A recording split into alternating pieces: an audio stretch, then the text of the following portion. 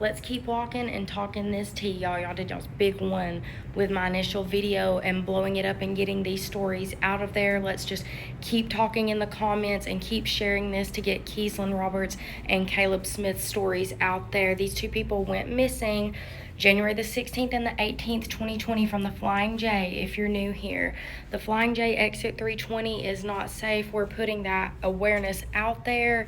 There are tons of y'all who didn't know, who have stopped at that exit. There are tons of y'all who already did know. A lot of the locals, already get the vibes. They understand. Some of y'all are not locals and y'all pulled in one time and caught the vibe. So I appreciate everyone for every comment and all that. But today we're going to talk about what just happened there this week. I'm going to throw up a picture of the actual exit ramp for anyone who's never seen exit 320, just so we can have a visual to go off of. Okay, so here it is. Now, just this Sunday before 8:30 a.m., a truck driver getting off on this exit reported finding the body of a 25-year-old woman not far from a minivan that had crashed into the guardrail. This is the exit, same exit that Caleb and Keeslyn went missing from. Right around this corner is the Flying J, okay? Suspicious.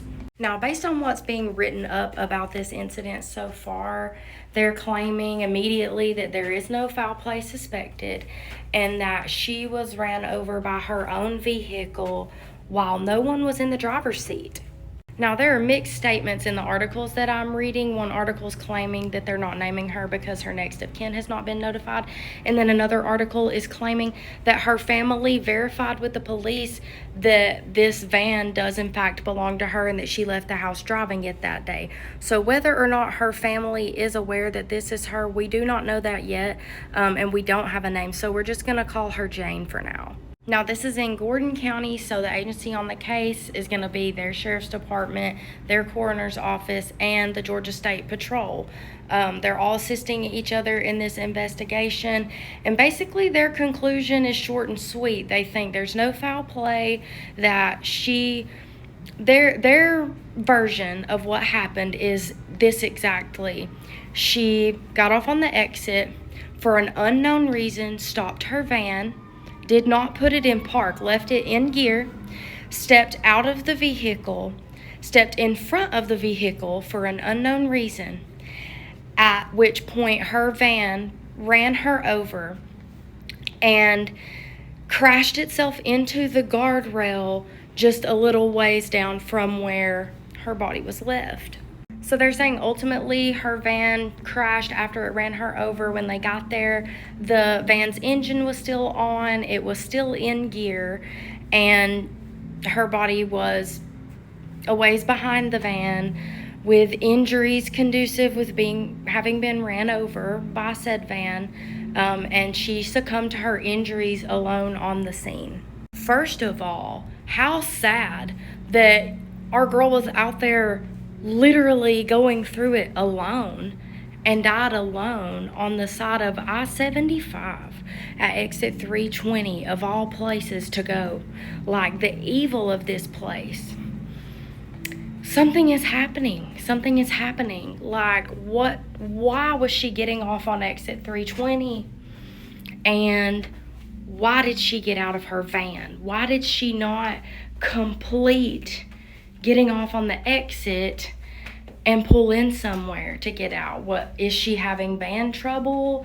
Like, what is going on? This is still actively investigated, so we're gonna have to wait and see what happens. But I personally want to know if she has any health issues, if there's a possibility that she was having a medical emergency during the time of this incident and she was trying to get help from someone and just in a medical emergency wasn't thinking straight to put her van in park.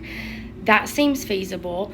Was there someone on the side of the road attempting to lure her or get a ride? Was there someone that she was getting out of her car for? Did someone convince her to get out of her vehicle? I want to know. And there's really nothing on this side but woods. Like, you can see the trees right here on the right side. It's a heavily wooded area. So I'm sure there's the Flying J we know ain't got no cameras, but there's nothing around here. There's no camera, no CCTV footage to catch anything that transpired. And nobody was on the scene. The first person on the scene was the truck driver that found her body. My two big things is, one, I want to see a toxicology report, and I want to see like medical. What did she have a medical emergency? Did she have any existing health issues? Was there a possibility of her having a stroke or a heart attack or some other type of medical emergency?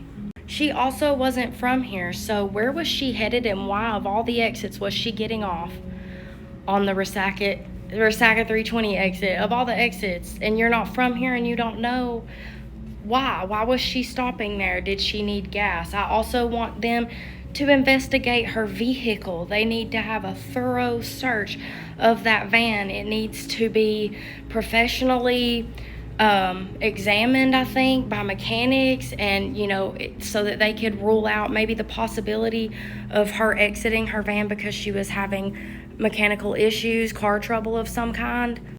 It's just not sitting right with me that they want to easy peasy lemon squeezy say that she did this to herself. Like, that would be a simple open shut case, but that's what they tried to say about Caleb Smith, that he did all that to himself. I don't know, it just doesn't make sense. I don't know what in the world, nothing in the world could make me stop in the middle of an on-ramp and jump out of my vehicle and get in front of it without putting it in park. I don't know about y'all, but I want to know what y'all think about this, okay? Keep your eyes peeled. Comment anything that you've seen or heard or know, and let's see where this investigation leads this week.